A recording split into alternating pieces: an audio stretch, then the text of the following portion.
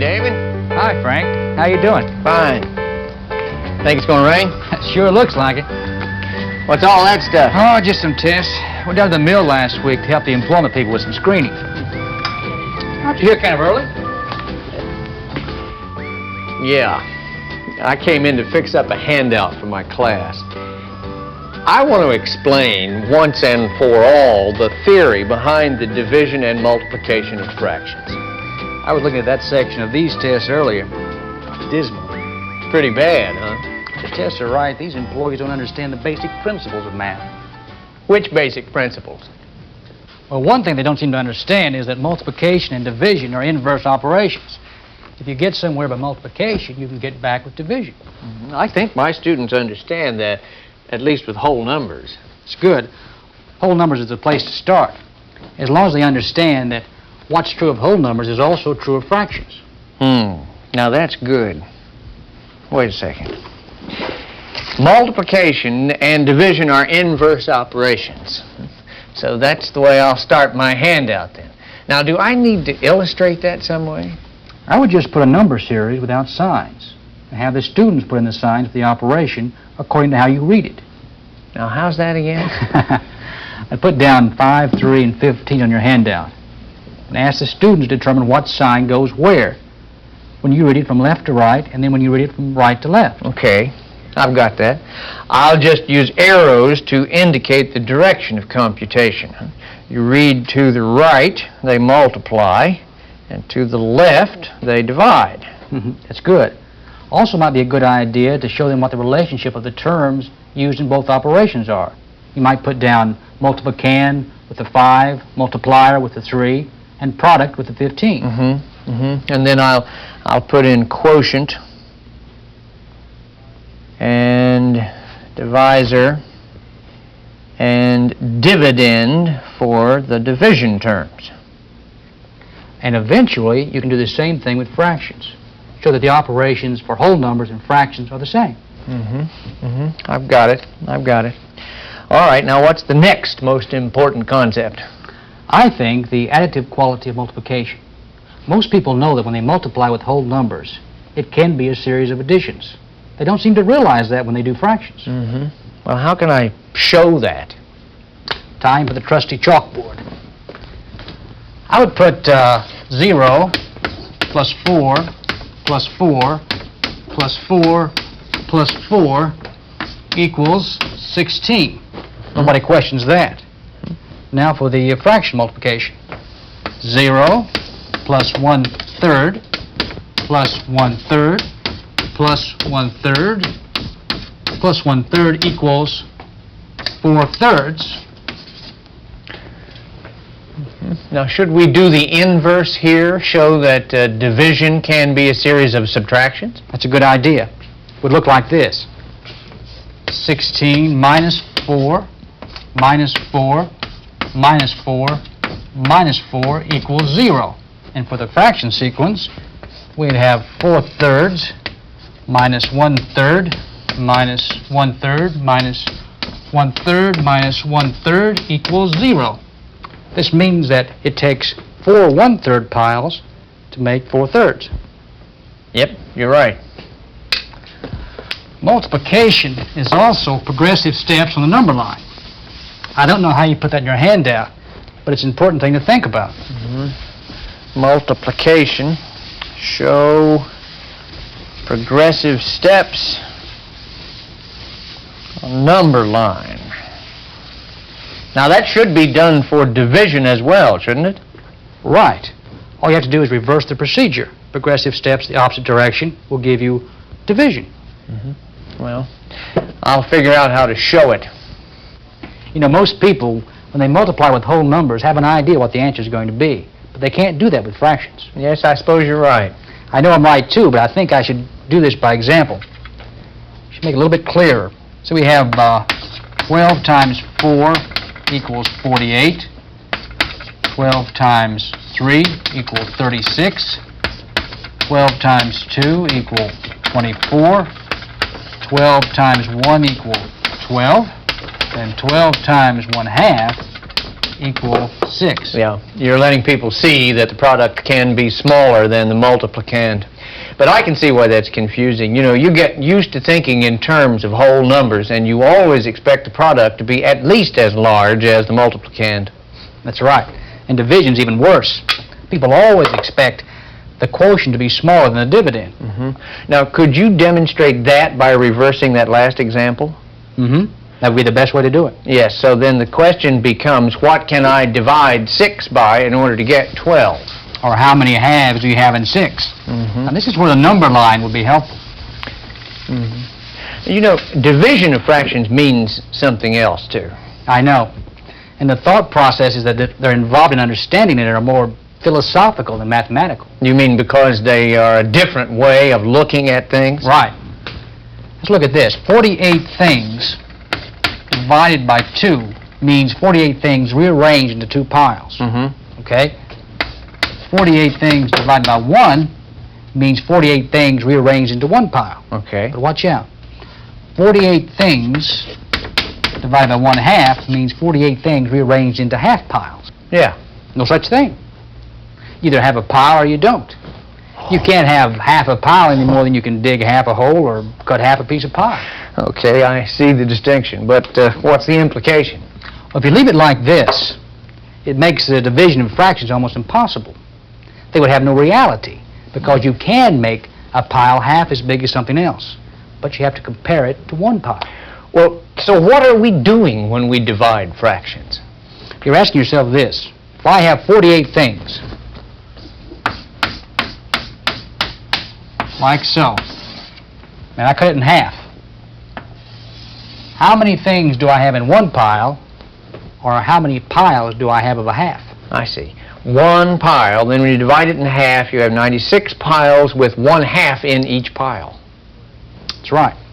This is where your rule for division of fractions comes in. You mean the rule invert the divisor and multiply? Right. Times 2 over 1. This way it helps us to operate as though they were whole numbers.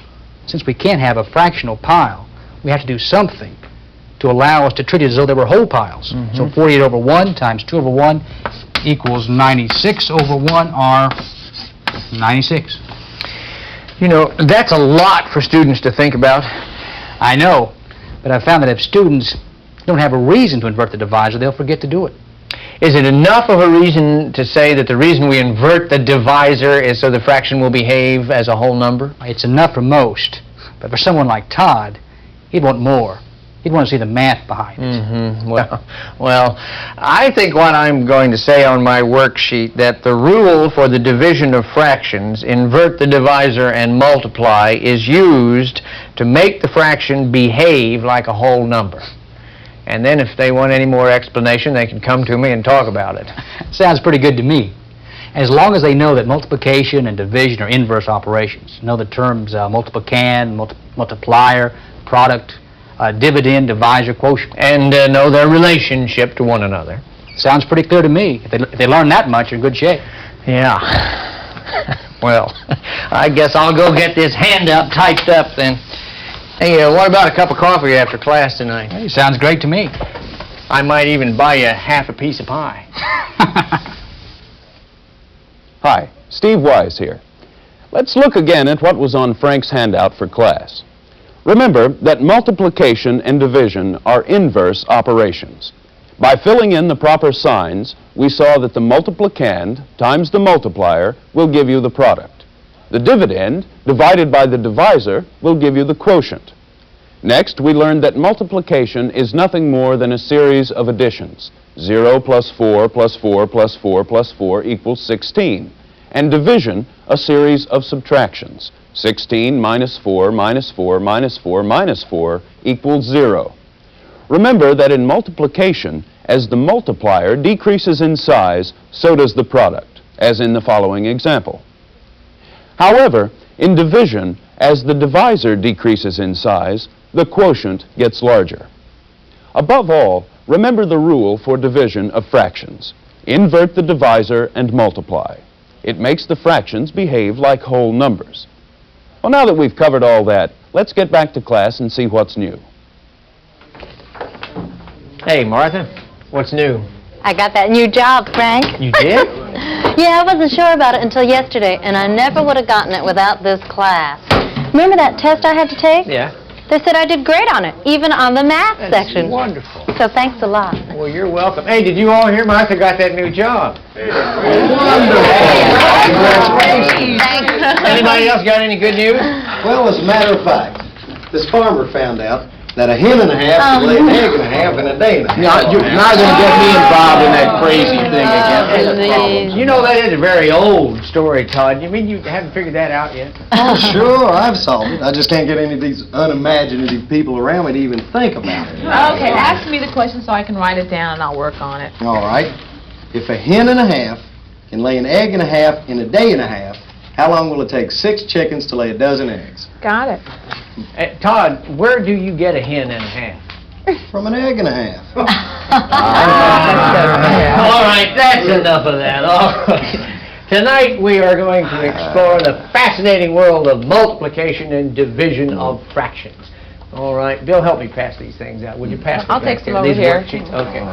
What these sheets show, all the math that we're going to be working on tonight and next week. But tonight, all we're going to do is just be solving problems. I'm just going to flat out teach you how to multiply and divide fractions, all right? Straight computation from the word go. But there is one other part to this plan. Uh-oh, I knew there was a catch to it. You got it. Next week, it's going to be your responsibility to bring in examples that you have met in real life using multiplication and division of fractions. Okay? All right. Now, first, take a look at the second page of this handout. Okay? Ooh, yay, rules. My favorite things. All right. Now, rule number 1, you see, is so simple you can probably follow it all by yourself. Okay? Rule number 1 says, to multiply fractions, multiply the numerators by the numerators and the denominators by the denominators. Then just multiply straight across, right? Well, let's do this example to be sure, okay?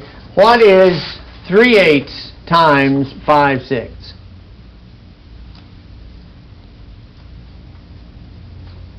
Todd, you finished? Yeah, I've got 5/16 after I reduced it to its lowest terms. Did you all get that? Right.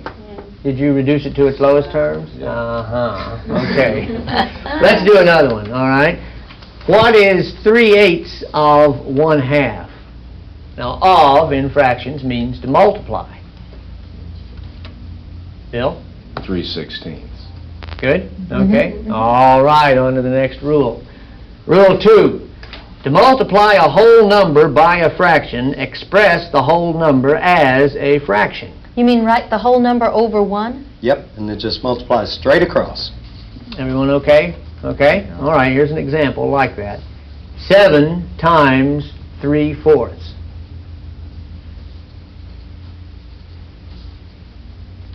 Sue, you got a good answer?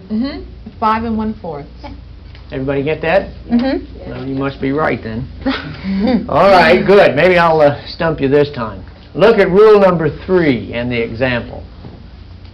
To multiply a fraction times a mixed number, express the mixed number as a fraction. Okay? Now, what is 2/3 of 5 1/7?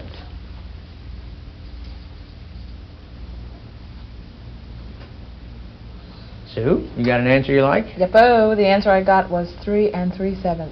Uh-huh. Now, how did you get that? Well, what I did was change the 5 1/7 into a fraction and multiplied it just like always. Okay. What's Okay. next? All right. Rule 4. To multiply a mixed number times a mixed number, express both mixed numbers as fractions and follow rule number 1. Okay? Now, here's an example. 3 5/8 times 2 5/6. Now, this is a little harder now.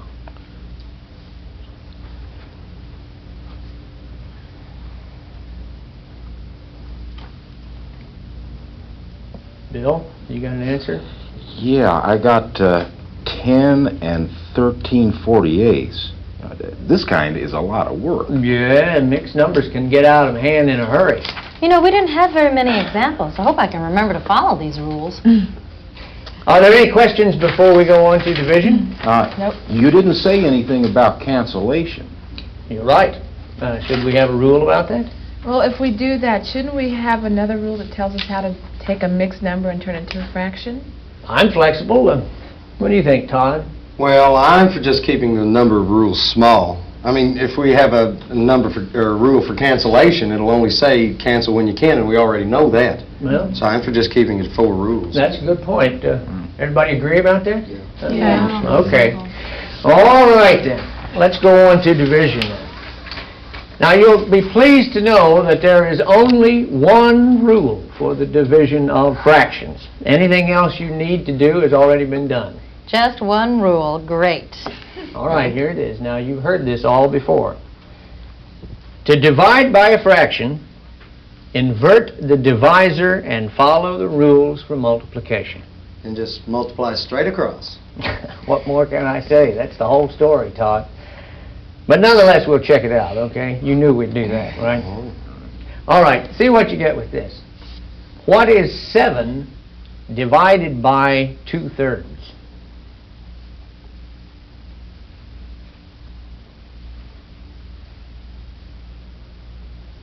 Todd, what's your answer? I got 10 and a half.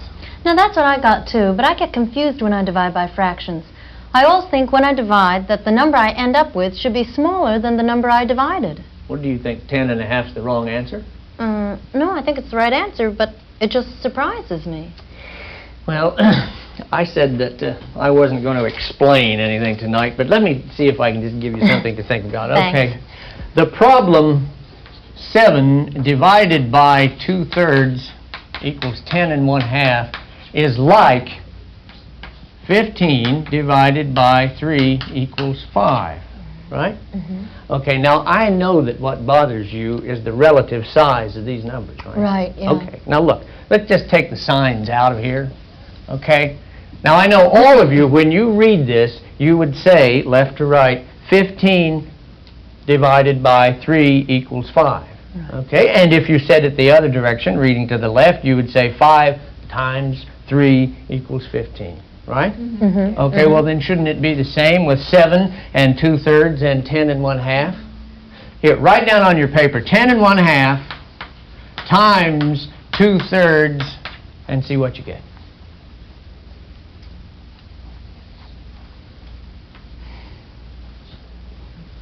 What do you think, Martha?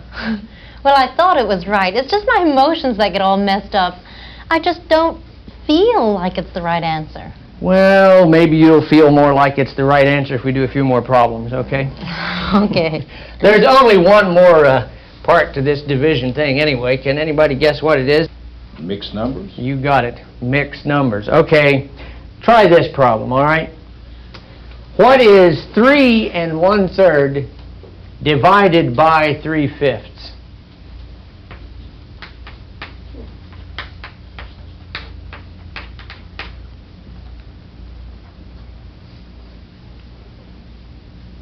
What do you get, Bill? 5 and 5 ninths. How do you feel about that, Martha? Now, you quit picking on me, Bill. That isn't fair, Frank. Does a mixed number divided by another mixed number work the same way all the time? Sure, sure. Let's try this one here, okay? Say 2 1/2 divided by 6 1/3.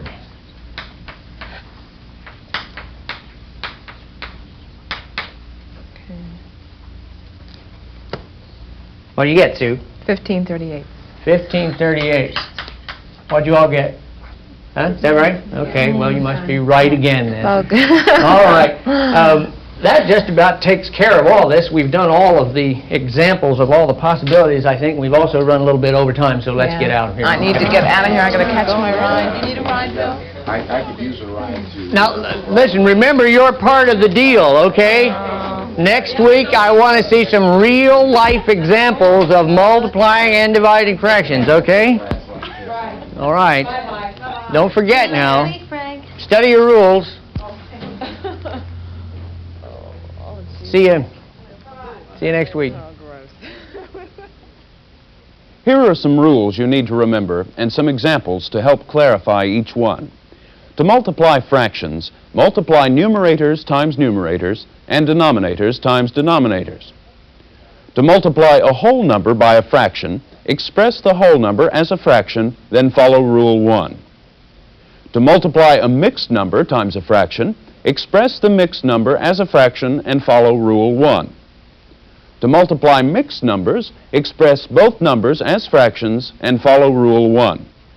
To change a mixed number to a fraction, multiply the denominator of the fraction times the whole number and then add the numerator. This gives the new numerator. The denominator stays the same. To divide a fraction, there is one specific rule to follow.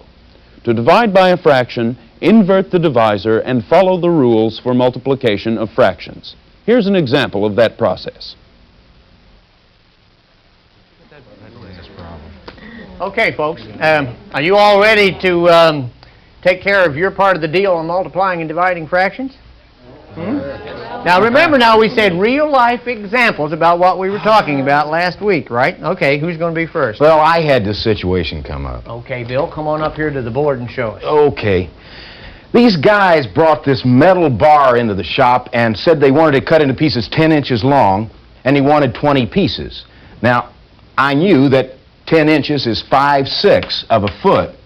Now, the bar was 16 feet long. So, to find out how many pieces I could get out of it, I divided 16 by 5/6. Let's make this a fraction. And we want to invert the divisor. There you go. That would be equal to 96 over 5, or 19 1/5. So, it turns out we can't get 20 pieces out of the 16 feet. So I tell these guys it can't be done. And they say, well, give them 19 pieces then. Now, the math says you'd get 19 1/5 pieces, 5/6 of a foot, or 10 inches long. But you don't.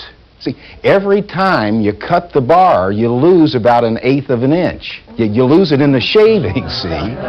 So, I told these guys that, well, if you cut it, let me see, now, if you cut it 19 times and you lose 1/8 of an inch each time, you make that a fraction, you'd lose a total of 19 over 8 inches, or 2 3/8 inches. So, I told these guys not only can't you get 20 pieces, you can't even get 19 pieces. Now, along about this time, they started acting a little bit unfriendly and shifted that bar around into sort of what I took to be a threatening position. So I said, look, let me explain this to you. So I pulled out my notebook and said, if you want to get 20 pieces 10 inches long, you would have to multiply 20 times the 5/6 of a foot. We'll make that a fraction, so it'll be 100 over 6, which is equal to 16 2/3 feet, which is the same as 16 feet and 8 inches, plus the 2 3/8 inches that we lost in the shavings, or a total of 16 feet 10 3/8 inches. All right, Bill, that's an excellent example of making math work for you. Super. Yeah, I think it saved my skin. Super. All right, who else has got a use for fractions? Let me tell you what happened to me. Okay. We had this going away party for a friend of mine, and I was supposed to go out and get the party favors. So I went out and I found these real cute little place cards that cost 58 cents each. Now my budget was $7, but I didn't know how many place cards I could buy for that much money.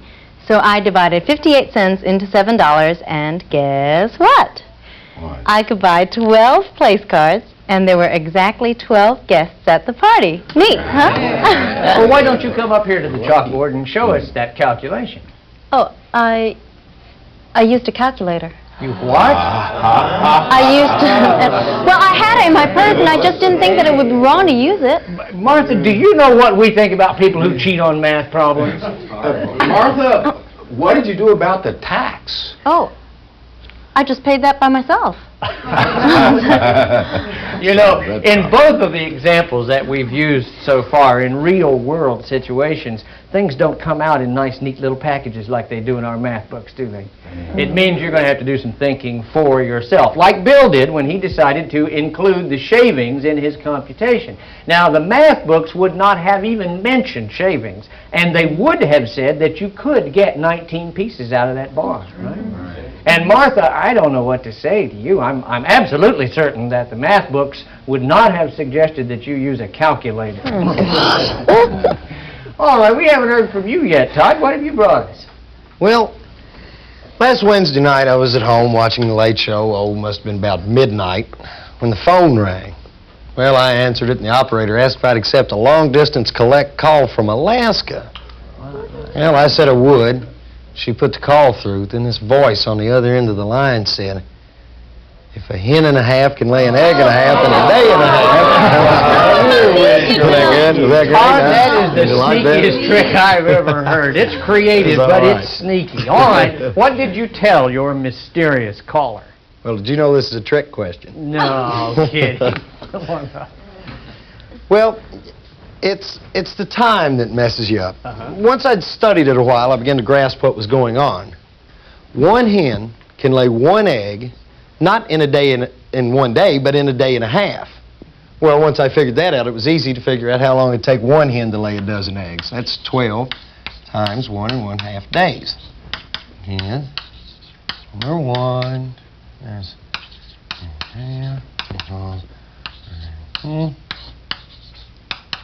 18. One hen could lay a dozen eggs in 18 days. So 6 hens, working together, of course, could do the job in 1/6 the time. That's 1/6 of 18,